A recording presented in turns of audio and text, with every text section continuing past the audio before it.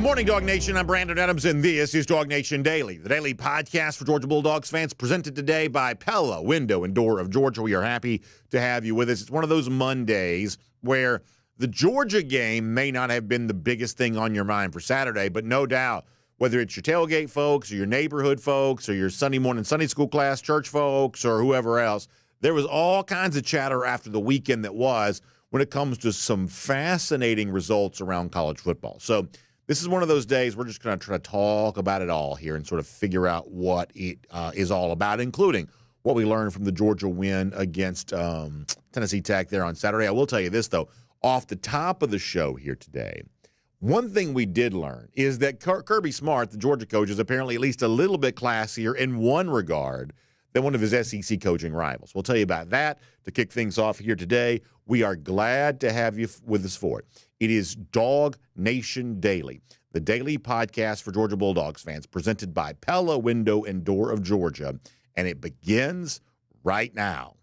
Today's episode of DawgNation Daily is brought to you by Pella Window and Door of Georgia, viewed to be the best. Presented by DawgNation.com. This is DawgNation Daily, the daily podcast for Georgia Bulldogs fans. Here's your host, Brandon Adams. Good morning, Dog Nation. I'm Brandon Adams, and this is DawgNation Daily, the daily podcast for Georgia Bulldogs fans. We're presented today by Pella Window and Door of Georgia. We've got a fun show coming up. This is one of those days in which we are going to probably talk about a lot of different things, a lot of little things, from a weekend that saw upsets, from a weekend that saw teams almost get upset, and a Georgia schedule that we thought was already pretty tough. Based on a few things that played out there on Saturday, all of a sudden now that schedule starts to seem even tougher. So we're going to talk about all of that with you over the course of the next few minutes. But we got to begin, though, with obviously what happened for Georgia and Tennessee Tech. And look, I think the overall takeaway from me here is pretty simple. I'm going to bring on Jon Stinchcomb a little bit later on, and John will be able to kind of fill in more of the gaps and give us more of the details on that. But I think that overall, my takeaways in the game against Tennessee Tech are actually pretty simple here. You know, I wanted to see Georgia get off to a faster start offensively. Georgia did. I think that probably made up for the fact that Georgia probably got a little sloppy offensively towards the end of the first half. We got a chance to see Gunnar Stockton, and I'm not sure how great all of that, necessarily was for him, although I'm still pretty high on Gunnar as a prospect. Just maybe not his best overall day on Saturday. But in sort of simple terms, I was hoping to see a better start for Georgia offensively, and that's sort of what we got. So from that standpoint, it's good. I also was kind of hoping to see Georgia kind of remain as stingy defensively as it had been against Clemson. Very different level of opponent, but once again, Georgia was able to keep Tennessee Tech out of the end zone, which at least brings back, memories of what Georgia was doing during its national championship era of 2021 and 2022. We'll have more on that topic here coming up in just a moment, but I was, kind of happy about that. You wanted to see a lot of guys play, and Georgia certainly had that. Rotating dudes on defense, a lot of guys touching on offense. So from that standpoint, kind of nice to see. Nice to see Trevor Etienne get back, onto the football field, playing his first game for Georgia and kind of showing what he has a chance to be. So there are a few little takeaways here as it relates to Georgia from Tennessee Tech. We'll do more of these with Jon Stinchcomb later on. But ultimately, this was a totally overmatched opponent, and everybody shows up on Saturday, fans in the stands, players in the field, coaches on the sideline. Everybody sort of knows that this was just, not a real football game because the team lined up to face Georgia is not even capable of competing with Georgia. So how you handle all of that, I think, gives you a little bit of an insight into how the program operates. And what we see here, I promise I'm only going to spend a couple of minutes on this, but I do think it's a little bit interesting.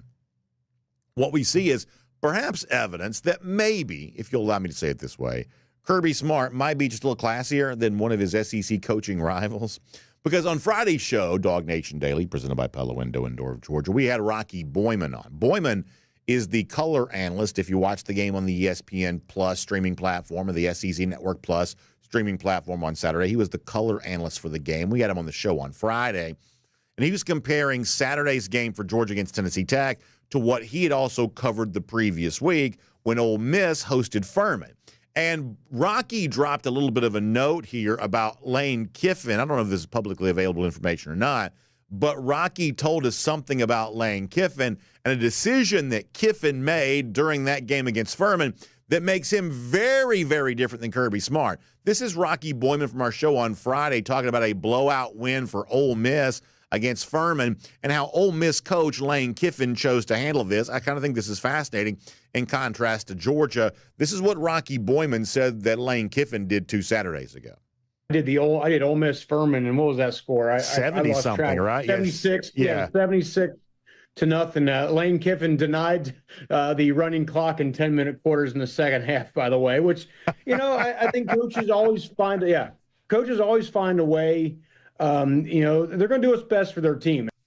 So Rocky Boyman says that Lane Kiffin denied the running clock. He thought was best for his team is to rack up as many points as they could. And as you heard me interrupt there on the clip, 70-something points against Furman, trying to either pad stats so Jackson Dart can be a Heisman candidate or just give the fans something to cheer for there, some pats on the back, whatever else. But Lane Kiffin really went out there against an overmatched team like Furman and sought out as many points as they could possibly get, so much so that even with the game completely, decided and in no way in doubt, Kiffin refused the running clock, refused a shortened game, refused all that kind of stuff because he wanted as many points as he could possibly get. Well, you already know that's not the way that Georgia approached this on Saturday. Georgia allowing the fourth quarter of this game to only be 10 minutes, which is a little bit of a mockery of competition because if the game is shorter, that means it wasn't, all that legitimate. But nonetheless, given the fact that the outcome was decided, the fact that Georgia coach Kirby Smart was like, hey, let's get everybody out of this game. Let's just get ready to move on. I do think that creates a little bit of a noticeable difference between Smart and Lane Kiffin, as Rocky Boyman just described there. In fact, that whole thing didn't go lost on Bobby Wilder, the Tennessee Tech coach. Our Kaylee Manziel was in the meeting room with Bobby Wilder, the press conference room, after the game there on Saturday. And before Wilder got into any thoughts about the game and anything related to that, took some time to really appreciate the fact that Kirby Smart kind of participated in this game in such a classy way and, certainly not looking to kind of rub Tennessee Tech's face in it any more than they had to. Wilder with some really nice words for Kirby Smart after the game on Saturday. I found this to be interesting. This is what the Tennessee Tech coach said. Pleased with the effort. Hated losing 48-3. Grateful to Coach Smart. We had a conversation midway through the third quarter through some people about just taking care of the kids, keeping them healthy. So grateful to Coach Smart for that, how he handled it. Most important thing for both teams when the score gets to that point is the health of both teams and wanting Georgia to be healthy so they can make a run at the national championship and wanting us to be healthy so we can make a run in our conference at FCS. So the Tennessee Tech coach begins the press conference with a little bit of acknowledgement to how classy Kirby Smart behaved towards him. And this is one of those things where I think if you're a Georgia fan, you ought to notice this here a little bit because Georgia has its eyes on real accomplishments, as Wilder says there, trying to win the national championship. Lane Kiffin has his eyes on style points, at least I would say, has his eyes on style points and Heisman campaigns and individual accolades and hype and attention and things like that. He's the kind of guy that seems to like 70-whatever points against a team like Furman, whereas for a program like Georgia, no amount of points against Tennessee Tech would have been all that meaningful in any way, form, or fashion. Georgia's just a lot more interested in what's next. Now, maybe that means games like this shouldn't even be played, and I promise you I'm more than happy to have that conversation at some point in time. But for this particular year, the contract dictated the game must be played. So how do you approach it? Well, Kirby Smart chooses to approach it in a little bit of a classy way. Some SEC teams sort of choose to be almost like bullies or whatever and just sort of saying, let's see how many points we can get. And maybe we can kind of distract our fans with some flashy stat lines here in this game if later on in the season we're not able to produce any actual tangible accomplishments. Maybe they'll be happy with the fact that we scored 70 points back in September against a team that didn't even belong in the same field with us. You can't help but notice that. Now, why is it that Kirby Smart was perhaps ready to turn the page and move on and getting ready for what's next? Is because Kirby Smart knows what's coming next. And being ready for what's coming next is far more important than anything that Georgia could have done on this particular day. And yes, I'm just like you, and the Georgia coaches, the Georgia players are perhaps somewhat like us there too. We all saw Kentucky lose on Saturday. That's Georgia's next opponent. Georgia begins SEC play on the road next week. We all saw Georgia lose that game, or I should say Kentucky lose that game on Saturday to South Carolina. We're not immune to the fact that maybe that means it's all going to be a little easier. But Kirby Smart was speaking during his post-game press conference before it was official that Kentucky was going to lose to South Carolina. And Kirby Smart told you on Saturday that, in so many words, part of the reason why it's important to turn the page and sort of flush this game against the overmatched opponent is because of what he expects to take place this upcoming Saturday in Lexington, Kentucky, no matter what the result may have been for the Wildcats this past weekend. Kirby Smart says he's getting ready for a game against these Wildcats that's just like every other game that Georgia seems to always play against Kentucky. This is what Smart said about that on Saturday. Yeah, I mean, I don't think we've been up there that it wasn't just a battle. Like, I can't think of a time I've ever been to that stadium and played in a game that was like, well, that was easy. It's never easy up there. Never. It's never easy on the road in the SEC at all. And I don't know if people truly appreciate and respect a win on the road at Kentucky, how hard it is. They're well coached. They're really physical. They do a great job. I mean, they got a really good football team. So we will have our work cut out for us, not to mention 8 straight SEC games, I think it is. So 2 things on what Kirby Smart says there. First of all, Smart did not know when he was saying that Kentucky was going to lose. But you already know that even if he did know that Kentucky had lost, I don't believe that Smart's assessment of that game would be any different. And we see this sort of thing all the time. From week to week in college football, we get wildly different results. We'll talk more about Notre Dame later on. They begin the season winning at Texas A&M, but this past week they lose to Northern Illinois. You can cite your own example of this where week 1 a team plays one way, week 2 a team plays another way. Look at Tech. They beat Florida State, and they lose to Syracuse. From week to week, with a lot of these teams, we really have no idea what we're going to get. And I would say if you're a Georgia fan getting ready for Kentucky on Saturday, same type of deal is true. We may have seen enough consistency from Georgia to sort of assume what we'll get from the Dogs, but could Kentucky play far better against Georgia this upcoming Saturday than they played last Saturday against South Carolina? Of course they could, because that sort of thing happens in college football all the time. So Smart told you the game was going to be a battle. And even though we have seen Kentucky not exactly battle very hard against South Carolina, I would not forget Smart's warning to you of going on the road in the SEC is always really tough, which brings me to sort of the final point I want to make to begin the show here today. The other really big takeaway from college football this particular weekend is when you look at a couple of the teams on the Georgia schedule that we already had circled, one that everybody has circled, one that we've tried to reinforce the importance of a few times during the offseason.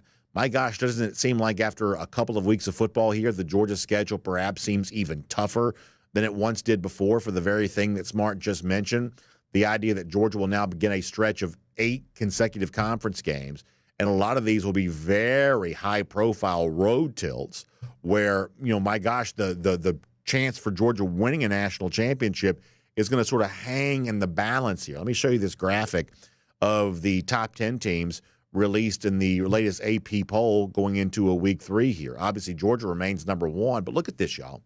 Look at this. The number 1 team in the land, the Georgia Bulldogs, will play number 2 Texas, number 4 Alabama, and number 5 Ole Miss, all on the road.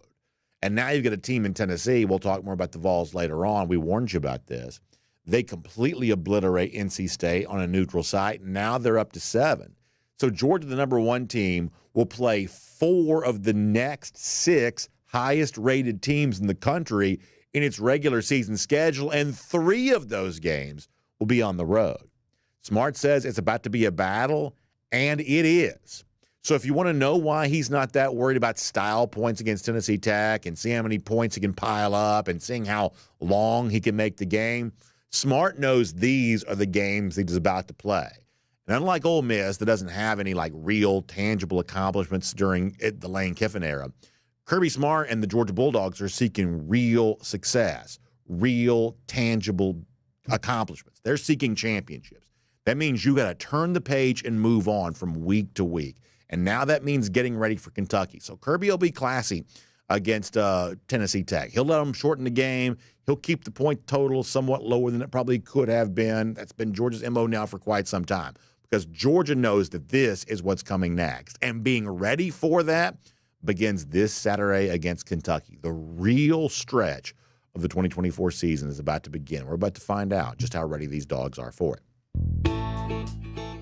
My name's Brandon Adams, and this is DawgNation Daily, the daily podcast for Georgia Bulldogs fans, presented today by our friends at Pella Window and Door of Georgia. We're so happy to have you as a part of our program here today, no matter how you get to us. Video live across all platforms, 10 a.m., radio, Athens Sports Radio 960, the Ref podcast, wherever you find them, including the world-famous DawgNation.com. I'll also say this real quick. I always say that we're live on video at 10 a.m., but the one thing that people always come up and say to me is, BA, I love watching the show. I don't get to watch it live, but I'm always, checking it out later on, things like that. And the one thing I always remind people is, like 99.9% of our audience is an on-demand audience. So we are live. We love the interaction we can do with our live audience. I like watching some of the comments while I'm speaking and just sort of seeing what Georgia fans are talking about and saying. But I also know that so many of you, whether it's on your way home from work or at night before you go to bed or whatever else, you're kind of putting that video on YouTube or something like that and watching it. However you do it, whatever time of the day it is for you. Some of you are all across the world, too, various times. That's also a really fun thing there as well. So whatever you do to be a part of our show, we're just so happy that you do all of that. And thank you to our friends at Pella Window and Door of Georgia for making it all possible there as well. Energy-efficient windows and doors. That's what Pella Window and Door of Georgia is all about. Now, how does that benefit you? Well, it's how your home feels on the inside. It's how it looks on the outside. Let's talk about this here for a moment. One of the things that you can do if you're thinking about resale value, if you're thinking about protecting your home's value, because after all, for many of you, it's the number one financial investment you have in your life. So protecting that value as much as you possibly can is just the smartest thing to do. And I would say there's nothing that really benefits your home value as much as changes you make to sometimes the exterior of your home, the way that your home looks when it comes to curb appeal and things like that. It's just a great way to kind of maximize your home's value. And obviously great looking doors and great looking windows, the likes of which that Pella Window and Door of Georgia is famous for. It's just a great way to do all of that. So it's time for you to have a consultation with one of the Pella experts and let them educate you on what makes the Pella product so different. Now, this is not a pressure sales pitch. This is an informational conversation so that you can kind of find out if it's time to upgrade, if it's time to give your home really what's best for it, why Pella is the only choice for you there on that. And you can also take advantage of great savings right now there as well, because between now and September 30th, you can get 10% off a Pella project plus no interest if paid in full within 12 months. So give them a call. It's 678-638-1429. That's 678-638-1429. Also, let's make sure that we remember we got a brand new website now. It's PellaGA.com.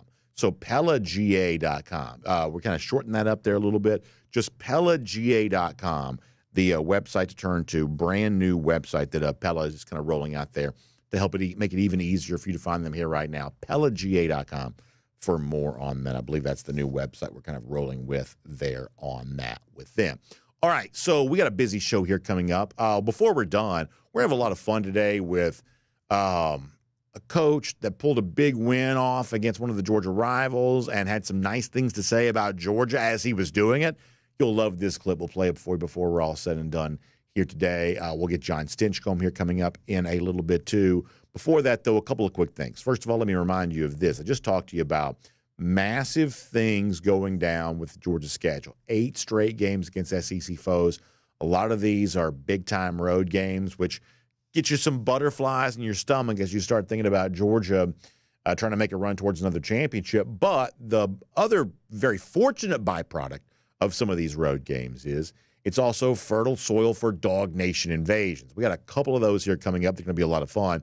I want to turn your attention to the most immediate of those because we're only a couple of weeks away from the DawgNation invasion to Tuscaloosa to take on the Alabama Crimson Tide. And, of course, everybody around DawgNation getting all excited about that. What a great experience this is going to be. And so if you want to be a part of the big party we're going to have in Tuscaloosa, or I should say, we're going to stay in the Hoover area, but kind of heading over towards Tuscaloosa before the night before the game, the big tailgate the day of the game, all the fun, all the great experience, everything that we have in store for this. The way to get the most of this, the best of this, is by going to DawgNation.com/tailgate. If you go to DawgNation.com/tailgate, you can learn everything there is to know about what's going to go down for our Dog Nation invasion, of course, powered this year by our friends at Atlanta Sports Trips. You want to be a part of the big event in Tuscaloosa, you're going to have your chance to do that. Now, if you want tickets to the game, they can also help you out there too. The travel packages, the things like that are sort of specifically for the tailgate and the travel. But if you want even more of that, our friends at Atlanta Sports Trips can help you with all of that. So go to DawgNation.com/tailgate. You can find out more about all of that. Okay, so that's all obviously coming up in a couple of weeks, but be there, be a part of it. Great event getting ready to go down. Now, before we bring on Jon Stinchcomb, let me also go around the doghouse here for a moment. Poured today by our friends at Dr. Pepper, and of course we love having Dr. Pepper a part of what we're doing each day on the show, or each week on the show. So I began today by saying this, that I probably only have a couple of even small takeaways from the game against Tennessee Tech. Kind of a non-entity for the most part in my mind, but I was happy to once again see Georgia keep an opponent out of the end zone.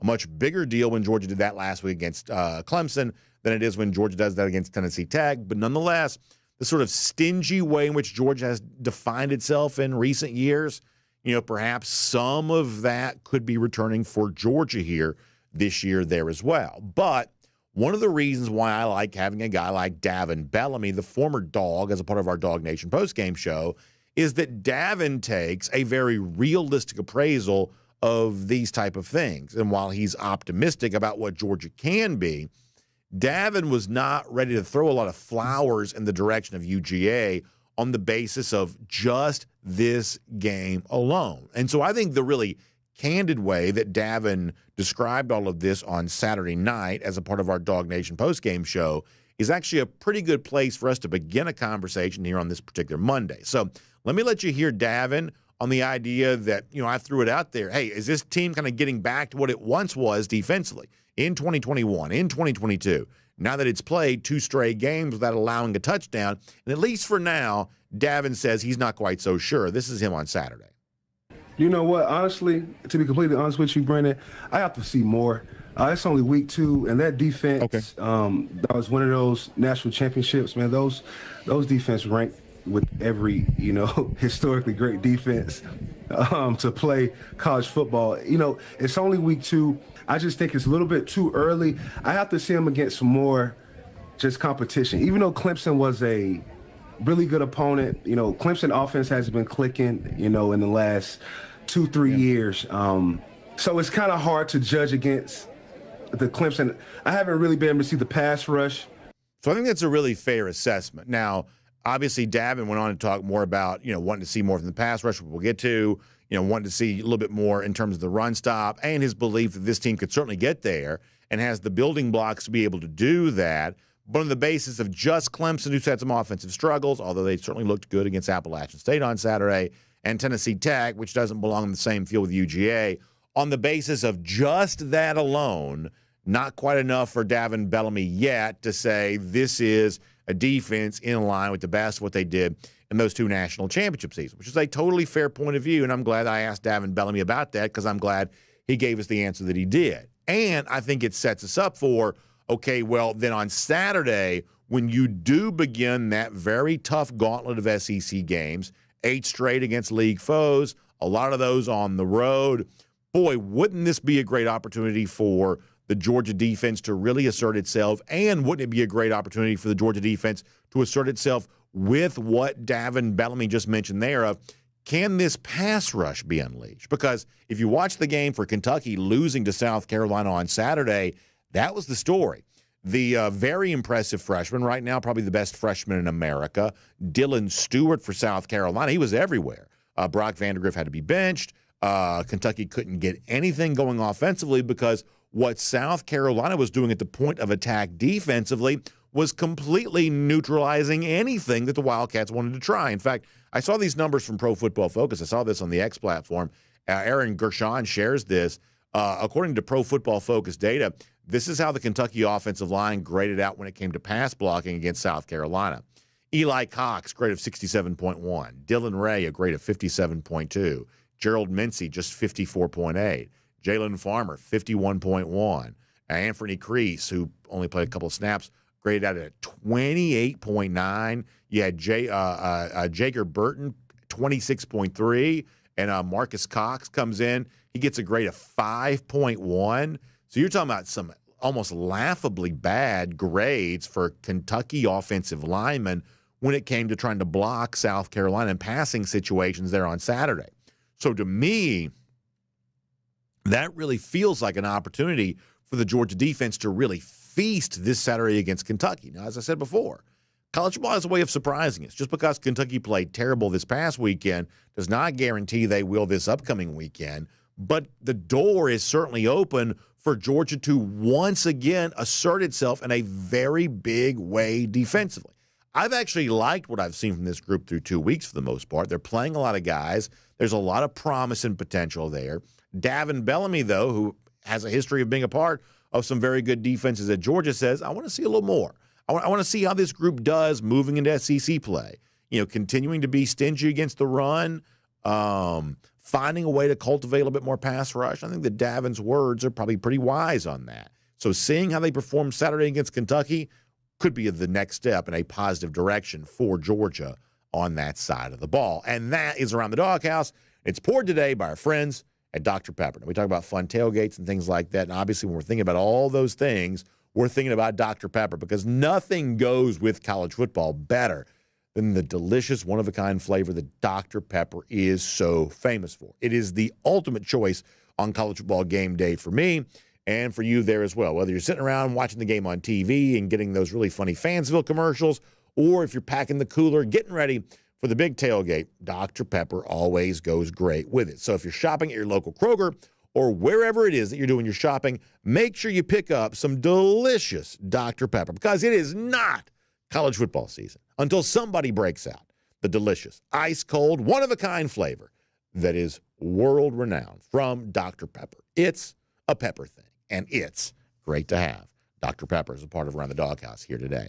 All right, before we're done, Georgia Tech loses on Saturday, and Tech fans did not like what the coach on the winning side had to say about all that. And if you're a UGA fan, you're going to love it. We'll get to that. Some dogs in the NFL kind of showed themselves in a very positive way. We'll talk some about that. So a lot to do here around a busy week of football. But for now, everything about Georgia, what just happened, what's going to happen next, and so much more.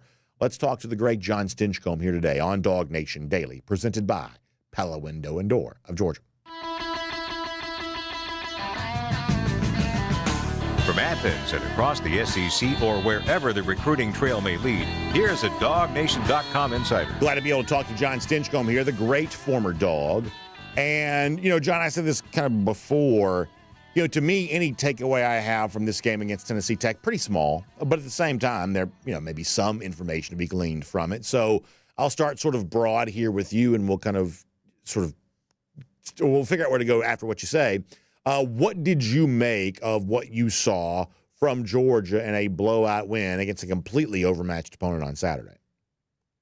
Yeah, Georgia was obviously pretty superior on Saturday, but I think there's some takeaways that kind of point to a bigger picture. You saw so much speed on defense. We continue to see it 2 weeks in a row where linebackers, secondary players, they're playing so fast right now. There's a lot of movement up front, and sure, there's probably ways to kind of clean up some run fits from time to time, but just the overall speed is it's pretty impressive to watch. And they're playing with some good energy. Sometimes you play against a lesser opponent, and it's it's hard to get up for that game. And maybe it's because it's the first home game of the season, but I thought they came out and played fast and played really well and executed well. And on the other side of the ball, some of the strengths were really shining. Obviously, a front seven, let's call it, not just the front starting five, but with the rotation of Monroe Freeling and Micah Morris,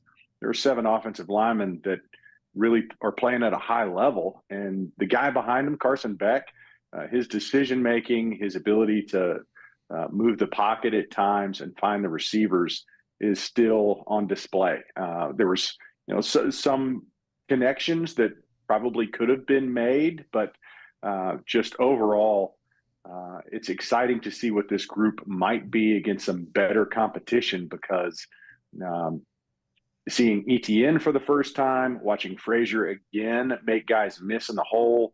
We've got a couple backs that can accelerate and be a problem for a defense. So with few exceptions, this is a really deep team that is playing at a high level. No, I think that's really fair. And when you look at the offensive side here for a moment, starting with a really what I thought overwhelming positive, I wanted to see Georgia get off to a fast start. And, once again, you could caveat all of this by saying, well, it's opponent-driven. But a year ago against UT Martin, Georgia scored 7 first-quarter points. And against Ball State, I don't believe Georgia scored at all in the first quarter of that game. That even against lesser opponents sometimes a year ago, Georgia just got off to a pretty slow start offensively. So it was a touchdown on the first offensive possession set up by a nice Anthony Evans punt return, then pretty quick touchdown shortly after that, and Georgia was building the big lead early. And so from that standpoint, I did like the idea that Georgia got off to a better start. So let me at least kind of mention that, John, that was one of the things that I was looking to see from Georgia. And from that standpoint, they absolutely did it. Yeah, it's always a fear that you're going to play to your opponent's level. And Georgia did not do that. They knew they were the better team, and it doesn't matter what's on paper. You got to come out and show it. And boy, did they ever. From the first snap to the last, I thought it was pretty evident that they were motivated. And it wasn't about who they were playing. It was about playing the Georgia way. We've heard Coach Smart talk about it time and time again.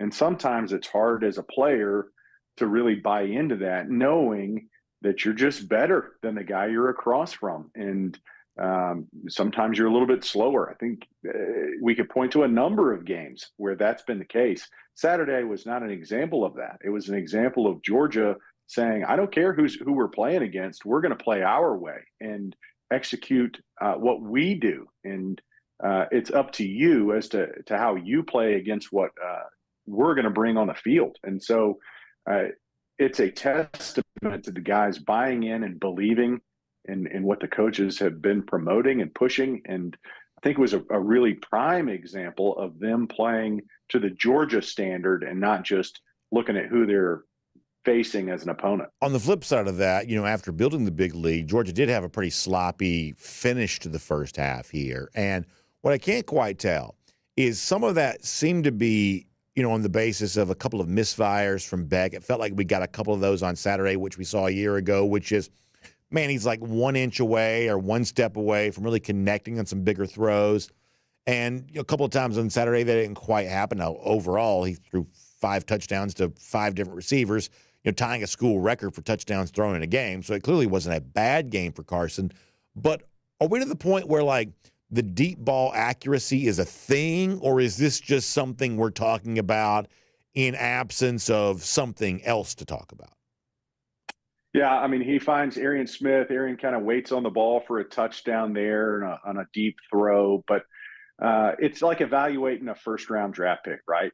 When you evaluate somebody who is really, really good, you start looking at things that, maybe they could do better. And that's where we're at, really, with this Georgia program as a whole, but certainly with Carson. He does so many things so well. His ability to find the right receiver, which I watched a lot of football these past 2 weeks, and you see some quarterbacks that, maybe have some tools, maybe they've got strong arms or whatever the case may be, but you watch the way they run the offense and it's a problem. So I don't want to take for granted the fact that Carson continually puts the ball where it at least gives the receiver a chance, the right receiver. He goes through his reads really well. And yes, there were some connections that could have been cleaner. I think we see a third down there and a long pass attempt that it's just a hair off. But I think what we're doing is we're evaluating somebody who's really, really good. And you're looking for the things that maybe he can do better, because there's not a perfect player out on that field. And Carson's playing at a high championship level already. There's just some opportunities that you'd like for him to hit on that, maybe he misses or missed on Saturday. But 5 touchdowns, 5 different receivers, the way he's running this offense, I think he's playing at a really championship level. So I don't want to make a mountain out of a molehill, nor do I think it's a bigger problem than what it is. Let me say it like this, and my hunch is not worth anything, so people should certainly not run to the bank on the basis of my hunch. But here's the hunch my suspicion that I sort of have right now. I believe the best performances for Georgia defensively this year are likely to be better than its best performances a year ago. I just think this is a Georgia defense on the basis of some of what we saw against Clemson and some of what we saw against Tennessee Tech. I think this is a defense that looks like it might have a pretty high ceiling. Very early, not a ton of tangible proof, but I have a hunch this group is probably heading in a pretty good direction. On the flip side of that, and this is not like alarmist, I'm just, like I said, just my suspicion. My suspicion right now is I don't quite know this offense, based on the way that it's currently playing, is probably firing yet. Now, maybe it will be, and if it does, we'll obviously be pointing that out. I don't quite know that it's firing yet on the cylinders of what it was sort of firing at its best a year ago. That's my hunch. That's my suspicion that Georgia right now sort of feels like it's trending in a better direction defensively than it was a year ago. And it's not obvious to me yet that it's trending in a better offensive direction. Is my suspicion off base here? Well, I look at the running game, and I look at the fact that you got ETN and you got Frazier, and then Robinson with his ability that he caught the ball well out of the backfield.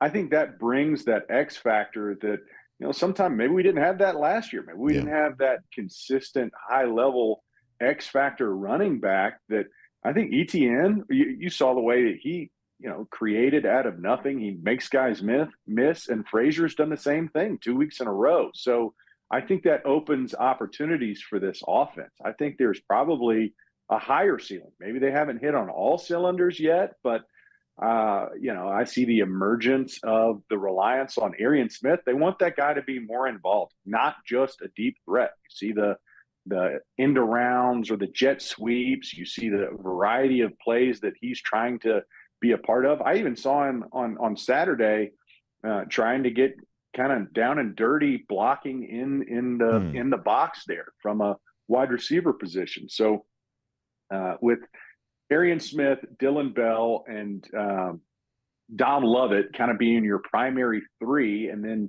there's considerable depth at the wide receiver room just to begin with. I think this offense is really, I think even if they maybe not hit on all cylinders yet, I think there's a really high ceiling, and it starts in that running back room. I think we've got 2 guys that probably have a gear we haven't seen since, the likes of some of the more well-known names of Sony Michel, Nick Chubb, DeAndre Swift, among others. But I think it's a welcome change to have a guy that has that 5th gear, if you will, and also the ability to make guys miss in the hole and make the offense a little bit better. And that will open things up in some of those bigger games. Okay, so I think it's kind of a fun topic then. Let's shift to what's about to happen for Georgia next with Kentucky coming up and SEC play after that. When you and I get back together again next Monday to talk about what we hope is a win against Kentucky, I think it'd be great if, game balls go into Trevor Etienne. If the hottest topic after that game is something related to an Etienne or a Frazier, because I was kind of looking at some of our commenters, they were agreeing with you that, hey, running back does give this Georgia offense to have a little bit different feel than it's had before. What a great time for that to become true on the road next Saturday, because I just sort of have, once again, this is my hunch, this is my suspicion, that the bad game for Kentucky against South Carolina does not mean that this upcoming Saturday's game is going to be uncompetitive. Somehow, Kentucky always seems to have little something for Georgia when the game is played in Lexington. Even if they're not capable of winning the game, they're sort of capable of making it ugly. So wouldn't it be a great time for ETN, who's now fully back and fully participating, and Nate Frazier, who will now be going to his 3rd ever college game, and as you said, Branson Robinson finds the end zone. He's getting healthier. If we really do believe that running back, that position group, gives this Georgia offense a chance to have a different feel, then what a great time to show that in the first SEC road game of the season coming up on Saturday against Kentucky. Yeah, I certainly think it unlocks this offense. I think it allows Carson Beck to do what he does best, which is find the right receiver in the progression and delivers a pretty ball. I mean, the guy's, he can sling it, but I think it starts with those running backs. And what we saw against Clemson is they had an extra player in the box constantly. They played with a safety down, even in open formations, and we're trying to take things away. And Frazier was the guy who was saying, you know what, you might have an unblocked player in the hole. I'm still going to make him miss. And I think ETN, what we saw when he was wearing blue and orange, we got to see a little bit more of it on Saturday and in much better colors. And so I think that's the X factor that this Georgia offense needs, that you can't allow a defense to predicate and dictate what you do offensively. And when you have backs like ETN that can make guys miss, that have that X factor, that have that extra gear, that challenges every defense. What I like about Georgia's defense is that there's speed across the board.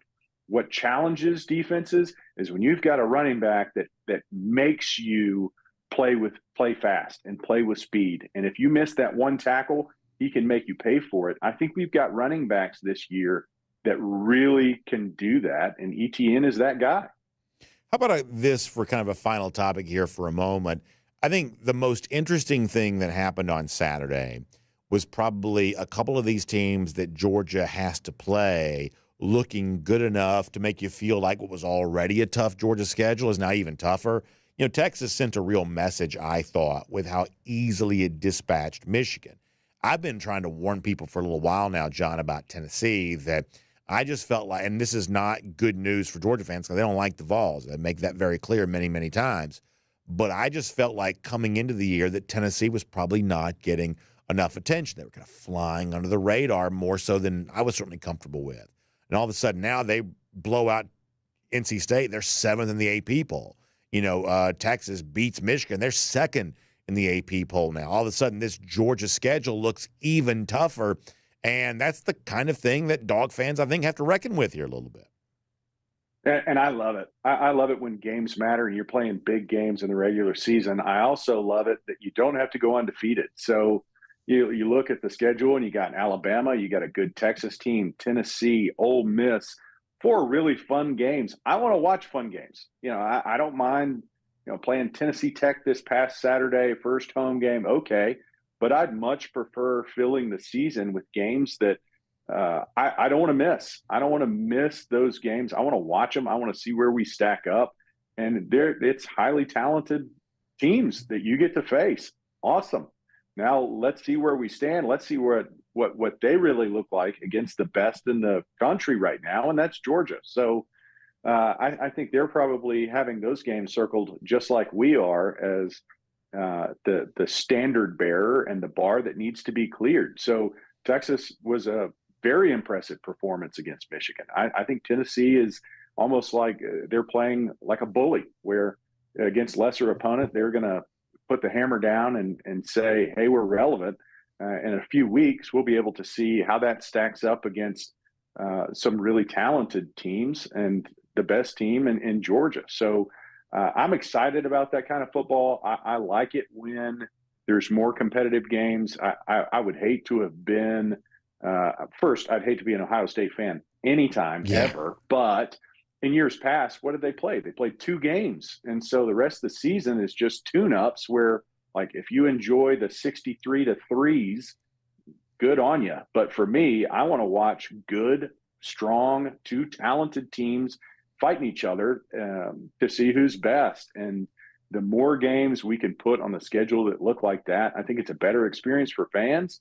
And I think that's just better football.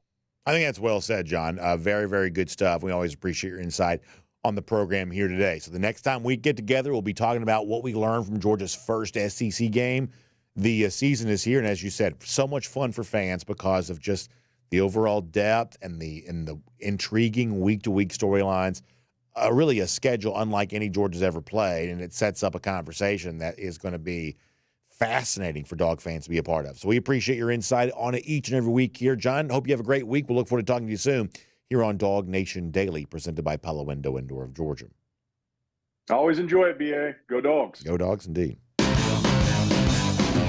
Let's take a look around the rest of the league. This is SEC Through. Yeah, I want to get more into what John had to say there in just a moment, and also just kind of more about some of these. The most interesting stuff on Saturday obviously did not involve Georgia, and so we'll get to that here coming up in just a little bit. Prior to that, though, let's remind you that we're cruising around the SEC, courtesy of Royal Caribbean. And, I had so many opportunities on Saturday to see folks who've been on our DawgNation cruises before and say hello to them. Just a great kind of fraternity, or, whatever it is when it's, I guess, a sorority too, I guess, when it comes to stuff like that. The guys and gals who've been a part of that and come up to say hello to us. I'm always so happy about that. Had a chance to talk to a few other folks like, BA, I'm going to do it. We're going to do the DawgNation cruise. I'm like, hey, come on board and be with us because it's going to be a great time. And it's not just that for Royal Caribbean. Obviously, in April, we're excited about that. But keep this in mind. This is one of those interesting years where, you got obviously an off week coming up for Georgia in a couple of weeks. Another one to think about, late October. And then so many fun things heading towards the holiday time of year, early 2025. Wonderful chance to experience the best of everything that Royal Caribbean has to offer. And listen, I love the convenience of Port Canaveral. When I can drive, I want to. To me, it's just really simple. It's easy. You can pack the car. You can, just right past Orlando. You're right there at Port Canaveral. So it's an easy, simple way to get right there to a gorgeous ship like Utopia of the Seas. To me, one of the most fun things in recent years is the priority that Royal Caribbean is going to put on Port Canaveral as a port and a kind of a sailing destination for folks, or I guess embarkation is the right word to use there. A place to begin your Royal Caribbean cruise vacation, a wonderful, wonderful experience. And I love the fact that they really encourage everyone to reach out to a great travel agent, that they want you to have the best possible experience you can, which means a terrific travel agent helping you to do that. Jessica Slater is that person for us. So give her a call. 770-718-9147. That's 770-718-9147. You can also email her, jslater@dreamvacations.com, and she will tell you all about the best that Royal Caribbean has to offer, and our DawgNation cruise, of course, coming up in April. So let's talk for a moment about Texas and Tennessee. Let me begin with Texas here. Here is the one thing that I think their win against Michigan means. I think you have to say, for once and for all, the meme that everyone uses to mock the Longhorns, the idea of Texas is back. We've all kind of heard that. If you participate in an internet conversation about college football, you've seen plenty of that. I think now we have to say that as an idea is over with. Now, they haven't broken through and won a national championship in kind of the post-Vince Young era. I get that. But are they a relevant factor in college football? And are they clearly properly rated? For now, of course, they are. What happens after this is to be determined. But this is not a team that's embarrassing itself, it's falling flat, it's proving to be a paper tiger. Not the case. This is the second consecutive year that in the month of September, they've gone on the road and won against a top 10 opponent. Now, we may find out that Michigan's not very good. I suspect we probably will. But that doesn't change the idea that Texas went into this building and did on Saturday what they were supposed to do. We said coming into it that you look at the history of Texas when facing top 10 teams, when being favored against top 10 teams, not only do they mostly lose those games outright, in many cases they fall completely flat on their face. That's not what they did last year against Alabama. That's not what they did Saturday against Michigan. Texas is back is, I believe, now dead as a meme. Much the same way that we used to kind of make fun of Clemson for so-called Clemsoning, losing the game that gave them the chance to have a special season. Dabo Swinney eventually said, hey, that doesn't exist anymore, and he was right to say it because Clemson obviously went on to win a couple of national championships. Texas is back is dead as a meme. This is a team you have to take seriously. This is, on paper, Georgia's toughest regular season game. I don't like Texas. I think that their fans do have an inflated sense of themselves. But this team right now, given where it's ranked, number 2 in the country, that is not an inflated ranking. Georgia will have to play as well as you assume it would to be able to beat a number 2 team when it plays Texas coming up in a couple of weeks. Credit to Steve Sarkisian. This is by far and away his most significant professional accomplishment today. He has prepared Texas for a transition to the SEC. They have gotten better on both lines of scrimmage, the way an SEC team's supposed to have, and they looked the part of an SEC team in dismantling Michigan this past week. And as far as Tennessee goes, look, here's the deal. It'd be so easy for me to kind of say exactly what a lot of folks in the audience would like to hear on this, which is, Tennessee thinks there's something because they beat NC State. Let's all laugh at them. But the truth is I did kind of try to warn you about this a little bit leading into the start of the season. And as you already know, of course I don't take any great pleasure in saying this, of course. But I think it is true, is that when you look at the games on Georgia's schedule prior to the start of the season, how many times did you hear me say this? There's a reason that sometimes I say things more than once. I like to think that leaders are repeaters, and we tried to be the leader in properly casting the narrative around Tennessee, that this was a game that by the time it was played in November would be far more important than it appeared to be before the season began. The fact of the matter is, it takes a real team to go into a neutral site venue against NC State, which is nothing special, but also nothing terrible either. It's a living, breathing opponent. Tennessee was only about a 7.5-point favorite here in this game. To win that game 51-10 takes some real accomplishments. This is more than just Josh Heupel's gimmick offense. They've gotten better on defense. They have. And I do believe they are going to be a real challenge for a lot of the teams they're about to play. And when you think about the pecking order of the SEC that sort of saw a few teams slotted above Tennessee, I think that Tennessee's going to have a chance to do something about that, including against Alabama, a team they obviously beat in 2022. Nico Iamaleava is just a better talent at quarterback than anything that Heupel has had, including Hendon Hooker since he's been here, and a chance to kind of unlock some more offensive achievement because of that. So I think both these teams, Texas and Tennessee, sent real messages on Saturday. It's the kind of thing that if you're a Georgia fan, I do think you have to pay attention to. That's not my prediction that either team is going to beat Georgia, obviously, but is the Georgia schedule seemingly tougher because of what Tennessee and Texas did on Saturday?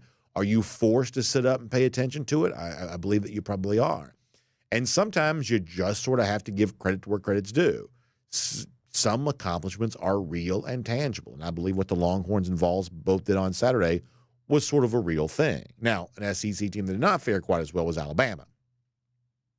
They do get the win over South Florida. Kind of weird that 2 years in a row, Crimson Tide played pretty bad against South Florida.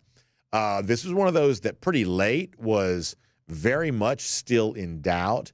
And obviously what kind of comes down to is up 8, looking at a 4th down in scoring territory on the Alabama side of the field, deep in the Alabama side of the field. Alex Golish, the South Florida coach, makes a decision to kick the field goal, cutting an 8-point lead down to 5, but essentially still needing a touchdown to win. And it was sort of one of those, I don't know how else you say this other than kind of a surrender moment and a little bit of a window into a lot of what goes on around college football. It is just obvious that there are a lot of coaches that when they have a chance to play it close in a game that nobody gives them a chance to win, they are glad to try to do it, especially in the case of Golish at South Florida. South Florida is no one's idea of a destination job. Golish wants to be on the first thing smoking to get a better job than this. Keeping it to like a single-digit margin in a place like Tuscaloosa would be a good way for him to get the attention of athletic directors and would-be hiring, administrators. And yet ultimately, and by the way, it's also worth watching when you're watching games there as well. If you think about things from sort of a point spread gambling perspective, is the objective of one of the teams in this game just to keep it close, or are they actually trying to win? It's a fair question to ask yourself when it comes to these kinds of games. In the case of South Florida on Saturday, fairly obvious. They just wanted to try to keep it close. And the moment that fatal decision happened, it was sort of all Alabama the rest of the way, because you almost got the impression that maybe the South Florida just sort of deflated at that point in time once they realized they weren't actually playing to win, but playing to keep it close. And, Alabama sort of knew it had the game and then started playing maybe a little looser after that. Perhaps that's the case, but certainly things were interesting for quite some time there in Tuscaloosa. And as I've been telling you, and I'll file this way again, I still just don't know for sure if Jalen Milroe is Kalen DeBoer's guy. I just don't know that for sure. But eventually we may figure that out. We talked about Kentucky losing to South Carolina. And, you know, I think you got to give a lot of credit to Shane Beamer here for a couple of things. And Beamer said this postgame that a lot of people tried to say a lot of things about South Carolina after their close call the week prior against Old Dominion.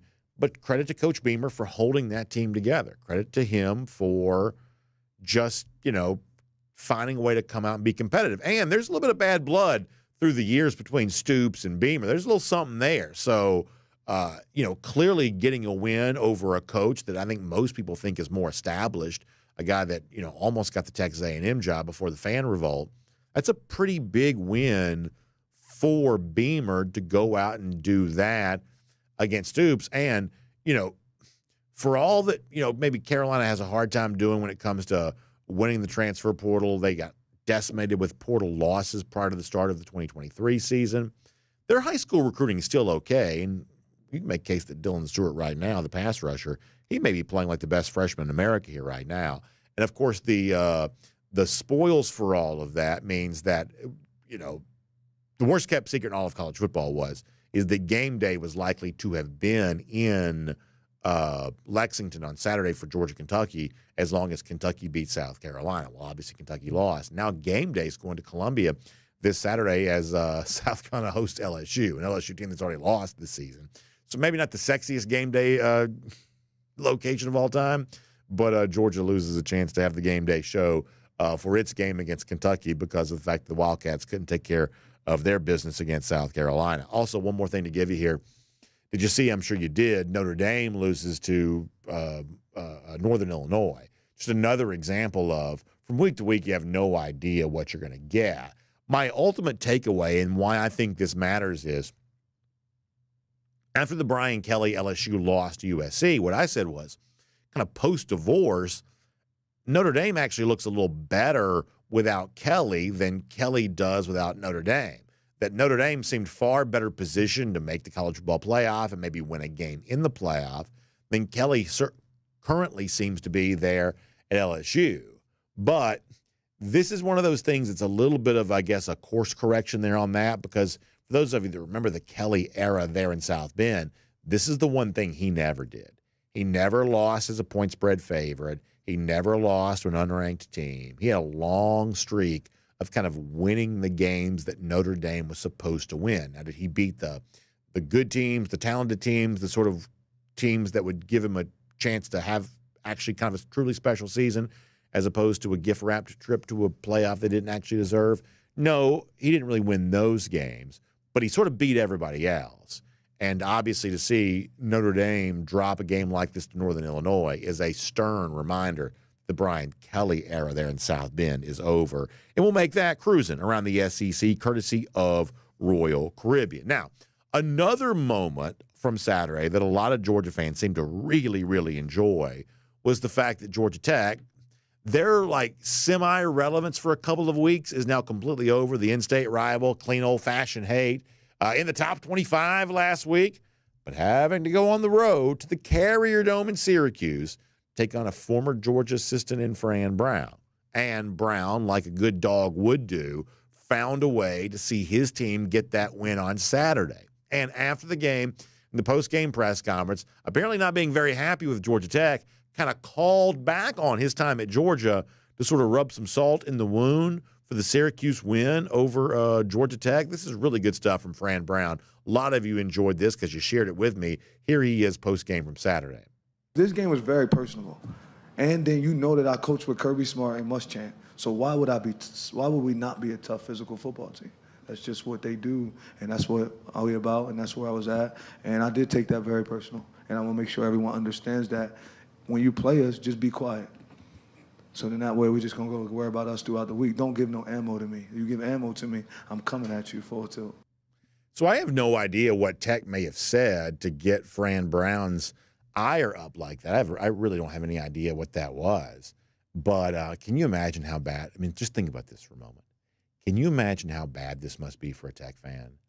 You're in the top 25. You're feeling good about beating Florida State. Well, come to find out that win's not worth the paper that it's printed on, just given the fact that Seminoles are terrible. Then you go out and lose a game as a favorite on the road in the watered-down ACC. and it just so happens that the coach you lost to was a former Georgia assistant, maybe people will forget about that. And yet then this guy starts calling back on Kirby and Will Muschamp in the post-game press conference, the victorious press conference there. Tough times to be a Yellow Jacket that no matter what you do, you can escape UGA. Boy, you got to hate that if you're a Tech fan. Tough times there. But great to see Fran Brown calling back on his time for Georgia to say, of course we're going to be tough. Of course we're going to do that. And watch what you say next time. So, Tech, whatever you said, you shouldn't have said it because Fran Brown just rubbed your face in it right there. And I'll remind you of this coming up later on tonight, 7 p.m., DawgNation video channels. Mike Griffith, Cody Chavin's back for another edition of On the Beat. You'll certainly enjoy that. You'll see that tonight on the DawgNation video channel starting at 7 p.m. How about some great golden shoes to give out here today? We'll start with Phil Underwood. Yeah, tough day for the Falcons yesterday. Phil writes in to say, can you imagine living here right now without the dogs and only having the sparrows? He means, the flowery branch birds. Yeah, Georgia boys who like both the Falcons and the Bulldogs. You're getting a lot more to cheer from the Bulldogs and those Falcons. Another awful start to a season for Atlanta yesterday. Phil Underwood, you are so right about that. Thank you for submitting that. We'll give you a golden shoe for that here today. Our next one today, Jermaine King, showing a great photo from Brazil on Friday.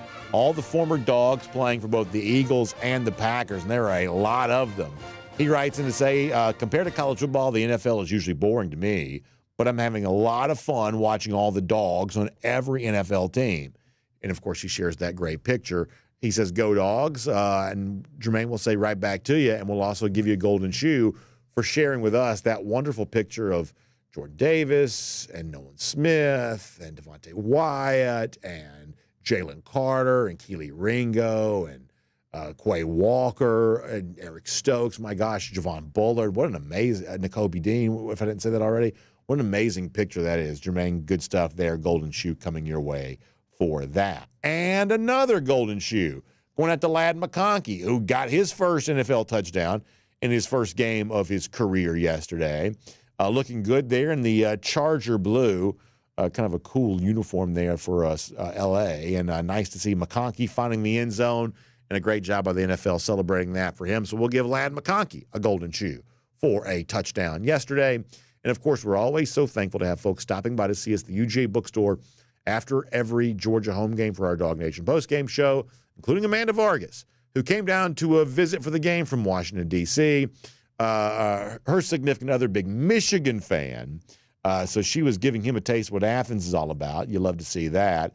And she also says, awesome getting to meet DawgNation Daily after the game. Go Dogs. Amanda, it was great meeting you there as well. And we'll give y'all both a golden shoe for stopping by to say hello and making the most of a good weekend there in the Classic City. Amanda, great to see you there as well. Lousy, stinking Gators. Gator hater updater. How about 1,400 2 days? That's how long it's been since Florida has beaten Georgia, and that is our Gator hater updater. We'll see all of you back here tomorrow. DawgNation Daily, presented by Pella Window and Door of Georgia. We'll talk to you then, everybody. And on video time now for the R.S. Andrews Cool Down. R.S. Andrews is one you turn to for your air conditioning, heating, plumbing, electric needs. They show up on time. They do the work that's promised, the price that's promised. You can trust them on all of that. All right, we're going to get some comments here. We're going to find out what's on everybody's mind. I'm going to start on Facebook here for a moment. I also have some personal business I have to take care of today, so it may not be the longest comment section ever, but perhaps a little longer, throughout the week.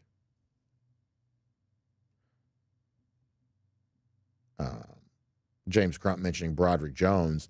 Yeah, so Broderick Jones and one of the Falcons got into it yesterday. Is that right? What happened with that? I was kind of watching that a little bit yesterday. Travis McCullough liking that pack of dogs in that picture. Yeah, it's great to see that. Great to see that. Earl Smith checking in. By the way, speaking of folks coming to see us at the bookstore, we had some of our great Facebook friends stop by to see us at the bookstore on Sunday. You love that. Jamie Huff on T.J. Watt kind of having his way with Caleb McGarry and the Falcons. Yeah. I mean, obviously, I know what the dude from Outcast, Big Boy, had the tweet about, the Falcons lost to a kicker because all the Pittsburgh points came via field goals. The truth is they could not block Watt up front at all. Gerald Herman says, I had questioned why anybody would put Georgia Tech in the top 25 after just one game. He says some people just don't know how to rank teams. Gerald, I would agree with you on that. Philip Wells says that Nakobe got a few hit sticks in. I'm glad to hear that. I did not get to see the game. I was doing high school football. And by the way, how about us this week, high school football, maybe our biggest game of the year in Douglas County, to see number one ranked Douglas County host Buford in one of the most prospect-rich games of the entire season. We're so excited about that. Alan Verbanchik says, I hope that Syracuse keeps dominating. Yeah, I think a lot of folks are really rooting for Fran Brown up there for sure. Robert Evans says, speaking of Bama down the road, if we can contain Jalen Milroe when he runs, we can win that game by several touchdowns. Robert, I think that's a pretty good evaluation there, and I certainly hope that turns out to be true. James Krupp says he believes that someone on the Georgia Tech team talked about Syracuse being soft. So part of me wonders, did they really say that, or is this one of those Kirby Smart things where supposedly somebody said that and we're all mad about it, but we have a hard time kind of finding out who patient zero really was? That's kind of funny if that's the case. Well, bad for Tech for talking if that's the case. That's really, I'd like to know more about that. That's pretty interesting. Hunter Lacey says, I hate to admit it, but DJ Lagway might save Billy's job. Yeah, that was always going to be his one attempt at a saving grace of saying, I'm the guy who brought DJ Lagway here. He was obviously thought to be a premier quarterback prospect, so let me have my time with my guy. However, let's play like 4D chess here for a moment. I think the one thing you see coaches really like to do is they like to extend the period of time before they put the young player in to kind of buy the chance at more patience. So here's the deal. So Lagway, because of the Mertz concussion, played this week. And so you sort of see what he's all about right there. But by the time that Florida gets into its tougher games, when they start suffering more losses, at that point, DJ Lagway, even if he's really good, and I think he probably has a very good chance to be, even if he's really good, it kind of becomes a little bit old hat. It's sort of baked into the price of what Florida is as a team, even for Gators fans themselves. They just won't be quite as enamored with it anymore because it won't be quite as new. So, in other words, Napier's best chance of saving his job was always in connection to DJ Lagway. That has never changed. But by being forced to play Lagway early, you kind of wonder if that was the job save card also played a little too early there as well, because a lot of stuff is just going to happen between now and the end of the season that will make people kind of forget about Lagway a little bit, if you're following my drift there on that. P. Rich says, I hate that Bowers and Zamir with the Raiders. Got a feeling they're going to be trash for a long time. Yeah, that's not a good team. Antonio Pierce seemingly not helping them out very much yesterday. That all seems really true. Johnny Surfdog says, I think that DJ should start the rest of the year. And look, he's probably better than Graham Mertz, although I don't believe that Mertz is terrible. But once again, if you're Florida, you are mindful of this, which is, I mean, let's just go through the schedule. Even if we say that the Florida State game obviously appears to be much easier, just keep this in mind here for a moment. So even if Lagway is as good as perhaps he might be, and y'all know I'm a Gator hater, but I'm not in the habit of lying about anything. I think that DJ Lagway is a really good quarterback prospect. I really do. I'm not going to lie about that. But let's talk about what they're about to do, okay? So this Saturday, it's home game against Texas A&M. At Mississippi State after that. Both those games are obviously winnable. Then you're off, and then you play UCF. So at Tennessee, Kentucky, Georgia, like the November stretch, even with Florida State being easier. So when you're playing in consecutive weeks, Georgia at Texas, LSU, Ole Miss, those are just incredibly tough games. If Lagway is in those games, even if he is a top prospect, and I think he probably is, they're still taking some losses, which is diminishing the value that Lagway has in the eyes of Florida fans, because just follow any message board when a team's losing a game. Everybody sort of turns on everybody. It's just, you can't stave off that negativity. But if you save Lagway and you only show him in bits and pieces, then theoretically you have the chance to say, well, imagine how good DJ is going to be next year when he's the full season starter. But if he ends up being the full season starter this year and Florida goes 4-8 or 5-7, then it becomes a little harder to use promise of Lagway to save your job if you're Napier, because fans won't be quite as enamored by Lagway anymore. Dave Snow says Pickens, Brock, and Ladd all led their teams in total number of catches. That's a great thing to say. Talk about, Georgia getting a bad rap in terms of pass catchers. That's a really cool thing.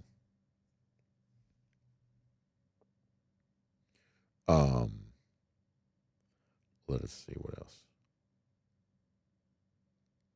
DT says he was dancing, watching, as he calls them, Yak, getting out physical by the Qs. Yeah, pretty wild to see. Pretty wild to see for sure. DT also says, look at the schedule. The SEC dealt Georgia. Did Texas or Bama get a schedule half as difficult? Ole Miss, Missouri, all top 10 teams with much lighter schedules than Georgia. Yeah, as far as the Bama schedule goes, I mean, you can make a case that the Texas schedule is easier than the one that Georgia's playing. I don't know that you can easily make that case for the Alabama schedule. I don't know that you necessarily can.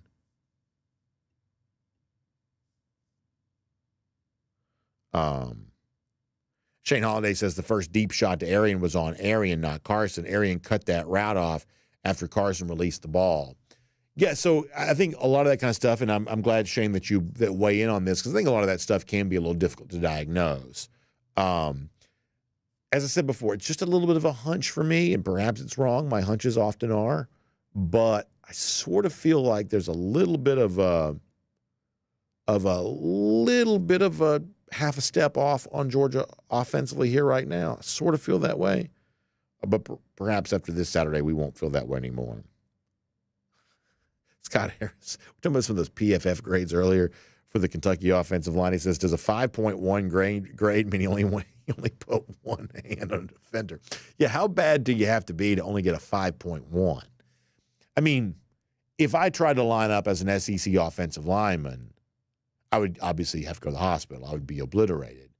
But I feel like I might get grade out at a 5.1. I mean, I could touch somebody, right? I mean, even if you get bowled over, you're still slowing somebody down. That's got to be a 5.1, right? I mean, like, how do you get a 5.1?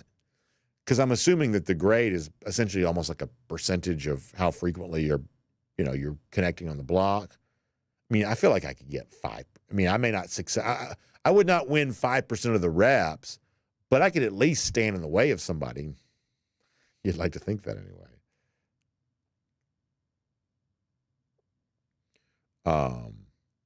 Randy, also reminding on the Syracuse side, you've got a couple of former Georgia receivers there, part of that group there too. Dave Snow says that the SEC desperately wants Texas to matter. I was disappointed in the Texas schedule when I first saw it. I was. And I don't believe the SEC intentionally gave Texas an easier slate. I really don't.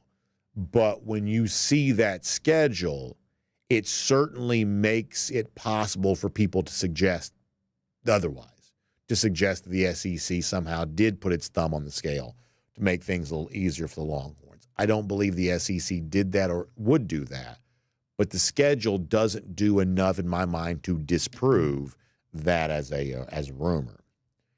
All right, final comments for today, and then we'll be back to do some more tomorrow. Gary Holt checking out. Gary, thanks for being here.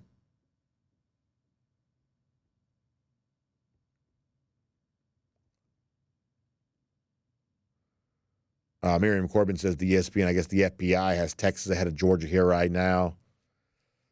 So do with that what you will, I guess. William Camacho, who we saw on Saturday. Good to see him. Lynn Shipman there with him there too on Saturday, which was a great thing to be able to see. I always love seeing folks that are such a big part of what we do here and every day. He says, my next home game is going to be against Mississippi State, where I will be. He says, where I will be, I don't know. The time could be whenever, but I'm going to be at the stadium. That's nice to know, William. I'm glad to know that.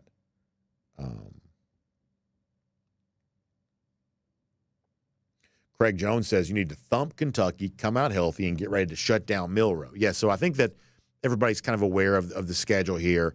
Road game against Kentucky, weird early season off week after that, and then the big one at Alabama and the first SEC game for Kalen DeBoer coming up after that. So getting ready for that is going to be a very big deal.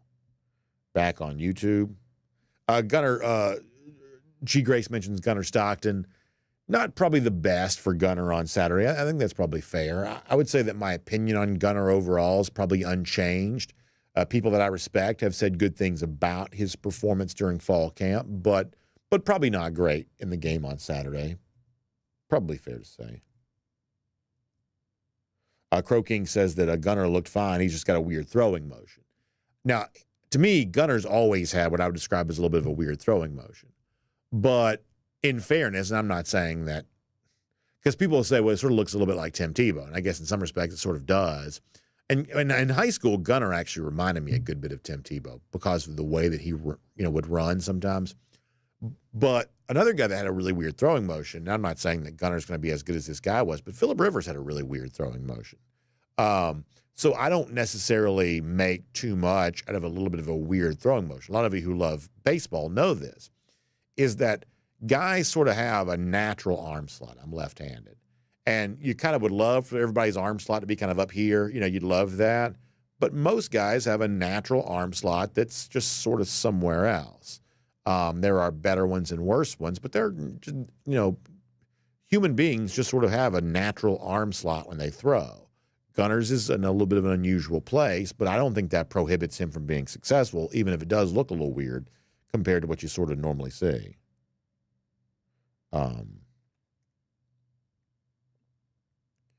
JT says Gunner is a solid backup for us. Yeah, I think you'd be hard-pressed to find a better one right now. And I do think that Gunner is well ahead of Jaden Rashada. Well ahead, I believe. And, listen, unfortunately, in the SEC, sometimes backup quarterbacks become part of the story. We see that pretty frequently. And so, I think the question is, okay, well, if Georgia needed to call on Gunner, not just to compete to be starter in 2025, but to be the guy in 2024, if Carson Beck was injured for a moment or for a period of games or for the rest of the season, I think it's hard to know that, because I also think that Gunner would look really different if a week's worth of practice was built around him. So how he would play if he was kind of called upon to be, the quarterback in place of Carson Beck, probably very different than how he looked on Saturday too.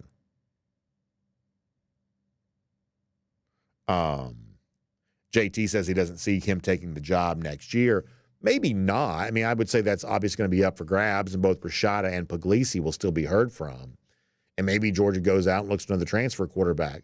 But y'all, for everything that everybody says about transfer quarterbacks and like the impact they make in college football, a lot of teams have them, but how many teams truly have great transfer quarterbacks? Is Peyton Thorne a great transfer quarterback for Auburn? Because he's still throwing interceptions. Cam Ward looks like the real deal for Miami, but, look at the guy from Kansas State at Ohio State. Is he changing the world here right now? This idea that there's a transfer quarterback waiting in the wings that's going to come in and, be, unlock some new level of achievement for Georgia. The rumor mill will tell you that Alabama desperately, with millions of dollars to spend, try to go out and get a Drake May or whoever else, and they just couldn't get it done. That it's just not obvious there's some magical transfer quarterback that's going to fall out of the sky for UGA. And in the case of Cam Ward, Ward eventually lands at Miami, but at one point in time, he was considering going to the NFL, even declaring his intention to go to the draft, because even he wasn't getting the free agent contract he thought he was going to get. So do with that what you will. All right, we got to go for now. A couple of final comments at DawgNation.com. We'll wrap up here today. Shane Holiday also pointing out that Kyle McCord now at Syracuse, the former Ohio State quarterback there.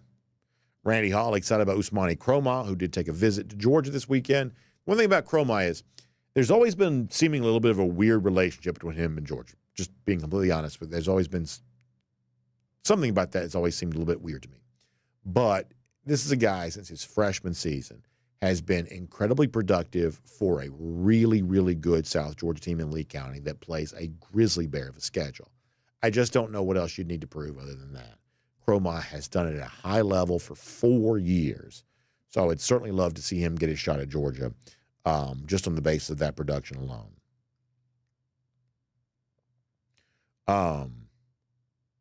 DT says, I'm generally not a supporter of Greg Sankey, but you trust the SEC in regard to ethically assigning schedules. Why? Well, if nothing else, I think giving an overly easy schedule to Texas right out of the gate would just be too easy to get caught on right there from the very beginning. I just do. And I'd like to believe that the one thing the SEC has always been built on is the idea of every SEC team is treated somewhat equally. Even like the lesser teams like Ole Miss, Mississippi State, compared to like the Georgias and the Floridas. Excuse me. The SEC's kind of always had a little bit of an equal seat at the table type of thing. And so I'd like to believe that's still true. But obviously I was disappointed by the Texas schedule when it came out. I won't pretend otherwise. And to clarify my feelings on Sankey here a little bit, like I'm not so anti-Greg Sankey to think that, oh, man, he needs to be replaced or he needs to be gone. I do think, though, he's overseeing an erosion of the SEC brand. How much of an erosion remains to be seen. But the SEC's stature in comparison to the rest of college football is lower than it once was, and I'm not quite so sure that he fully recognizes that. That's my one complaint about Greg Sankey, just to be clear. All right, we have got to go for now. Y'all check out RS Andrews online, rsandrews.com, for your air conditioning, heating, plumbing, electric needs. They show up on time. They do the work that's promised, the price is promised. You can trust them on all of that, including getting your air conditioning unit tuned up to factory fresh specs. Still a lot of hot weather left. They got you on that, and plumbing stuff there too. If you have a plumbing emergency, I want you to reach out to RS Andrews right away, because story after story, they've been delivering smiles.